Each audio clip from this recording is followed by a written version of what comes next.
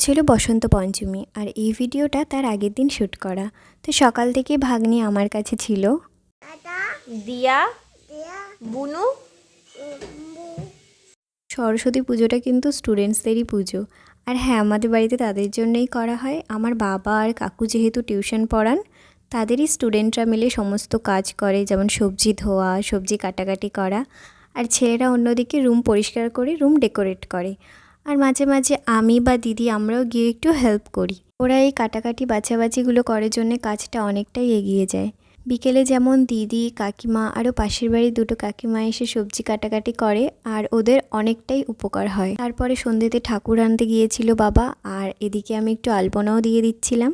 সরস্বতী পুজোর সকালবেলা, যেখানে বাবা কাকু সবাই মিলে খিচুড়ি আর সবজি রান্না করছে, আর অন্যদিকে পিসি, সোনামা সবাই মিলে পুজোর প্রস্তুতি করছে, যেমন লুচি ভাজা, ফল কাটা এইসব। আর দেখো রুমটা সাজানোর পরে কতটা ভালো লাগছিল। আর অন্যদিকে আমি রেডি হয়ে নিয়েছিলাম, শাড়ি পরে নিয়েছিলাম, দিদিকেও রেডি করে নিয়েছিলাম, আর এই যে আমার দিদি আর জিজু। আর তারপরে আমি আর বুনু মিলে পুজোতে বসে গিয়েছিলাম, আর সবাই ছিল এখানে।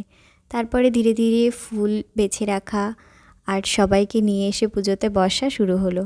ঠাকুরমশাই বলেছিল 9টায় আসবে, কিন্তু ঠাকুরমশাইয়ের আস্তে আস্তে 11টা বেজে গিয়েছিল। তো বাচ্চাদের খিদে পেয়ে গিয়েছিল, আর ওরা সবাই ঠাকুরমশাই আসার অপেক্ষাতেই ছিল। তারপরে ফাইনালি ঠাকুরমশাই আসলো আর পুজোটাও শুরু হয়ে গেল। এই যে মায়ের পায়ের কাছে যে বইগুলো দেখছো, ওগুলো সব স্টুডেন্টদেরই রাখা। ওরা ভেবেছিল যে আমরা যেই সাবজেক্টটা কম পারি সেটা যদি পায়ের কাছে রাখি মায়ের, তাহলে আমাদের পরীক্ষাও ভালো হবে আর আমরা ভালো মার্কসও পাবো। আমার পাশে যে ভাইগুলো বসেছিল, ওরা আমার হাতে লিটারেলি ফুল দিচ্ছিল, এটা বলে যে দিদি তুমি রেখে দাও, তাহলে অঞ্জলির সময় আমরা তোমার কাছ থেকে নেব আর ফুলগুলো দিয়ে দেবো তাড়াতাড়ি করে।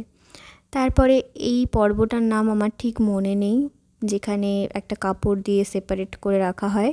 আর তারপরে শুরু হলো যজ্ঞের কাঠ পোড়ানো। এটা দেখতে খুব ভালোই লাগে, আর আমাদের ঠাকুর খুবই ভক্তি শ্রদ্ধার সঙ্গে পুজো করে, সত্যি বলতে দেখেই মন ভরে যায়। আর তারপরে এখানে আমার ভাগ্নির হাতে খড়ি হচ্ছিল।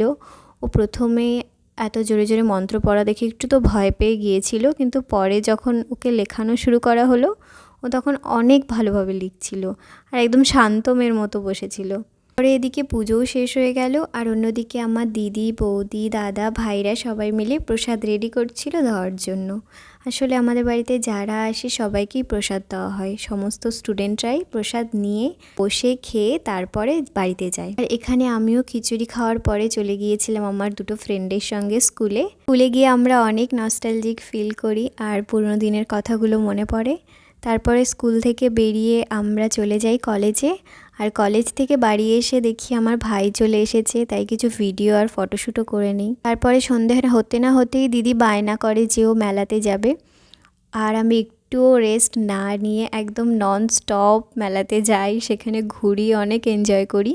তারপর বাড়িতে এসে রেডি হই আবার বিয়ে বাড়ি যাওয়ার জন্য। এখানে কুটুও চলে এসেছে। তারপরে আমি আমার শাড়ি পরাটা দেখছিলাম, এটা খুবই সুন্দর হয়েছিল। আসলে বিয়েটা ছিল আমার ফ্রেন্ডের দাদার, আর আমরা ছোটোবেলার ফ্রেন্ড। কিছু ভিডিও আর ফটোও তুলে নিই, আর ফাইনালি আমি বাড়িতে আসতে পারি। And that's it for today.